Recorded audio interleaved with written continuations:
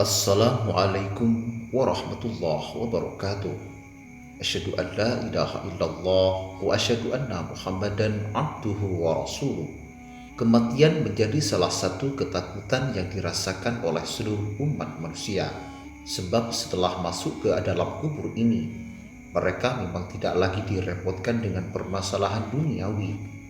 Namun ketika di alam kubur ada hal yang harus lebih dikhawatirkan, yakni kunjungan dari malaikat munkar dan nakir yang ditugaskan untuk bertanya kepada mayit. Apabila dalam hal tanya jawab ini kita berhasil, maka tidak akan disiksa di alam kubur. Sebaliknya, jika gagal, maka si mayit akan disiksa hingga tiba hari kiamat kelak. Namun ternyata tidak semua orang akan mendapatkan kunjungan dari malaikat munkar dan nakir tersebut. Ada beberapa golongan yang terbebas dari pertanyaan yang akan dilontarkan oleh dua malaikat ini. Lantas siapa sajakah orang yang beruntung tersebut? Berikut ulasannya. Dahsyatnya pertanyaan dari malaikat munkar dan nakir membuat setiap manusia harus mempersiapkan diri ketika mereka hidup di dunia. Tujuannya adalah agar terbebas dari segala pertanyaan yang akan dilontarkan oleh dua makhluk Allah tersebut. Demikian disebutkan Syekh Syahid bin Muhammad Bashim dalam karyanya Busyirul Karim. Artinya, pertanyaan malaikat di kubur berlaku bagi setiap mukallaf kecuali orang yang dibebaskan.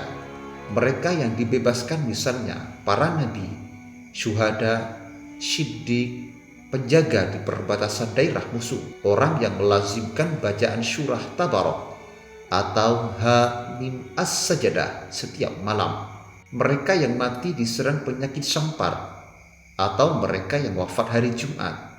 Demikian berlaku bagi orang mati syahid. Demikian disebutkan Al-Qurtubi. Ternyata di antara orang-orang yang dilewatkan dari kunjungan dan pertanyaan dari malaikat munkar nakir adalah para nabi.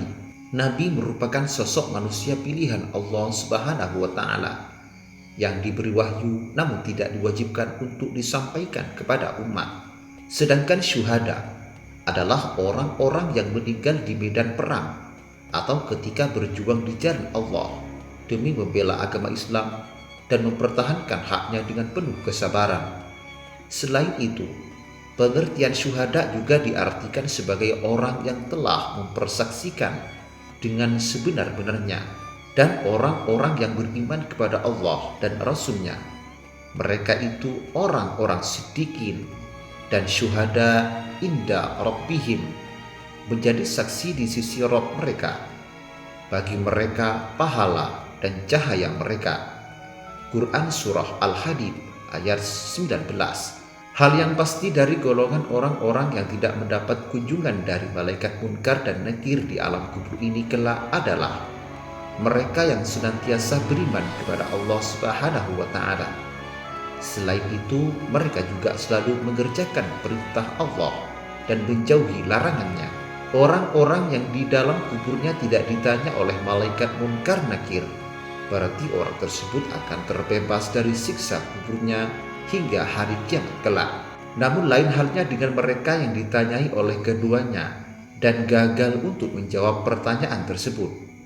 Maka orang-orang ini akan merasa siksaan yang pedih di alam kubur.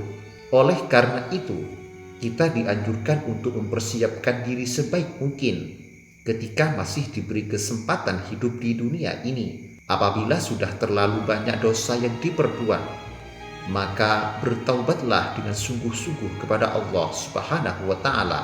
Jangan lupa untuk memperbanyak melakukan amalan kebaikan seperti membantu orang lain, mengerjakan amalan sunnah, bersedekah, dan kegiatan bermanfaat lainnya yang dicintai oleh Allah dan Rasul-Nya. Semoga kita semua termasuk dalam golongan yang tidak didatangi oleh malaikat munkar dan nakir. Jika tidak termasuk golongan di atas, maka berdoalah agar kita mampu menjawab setiap pertanyaan yang diajukan dan terbebas dari siksa kubur yang pedih. Demikian kajian kali ini. Semoga bermanfaat dan barokah bagi kita semua. Wassalamualaikum warahmatullahi wabarakatuh.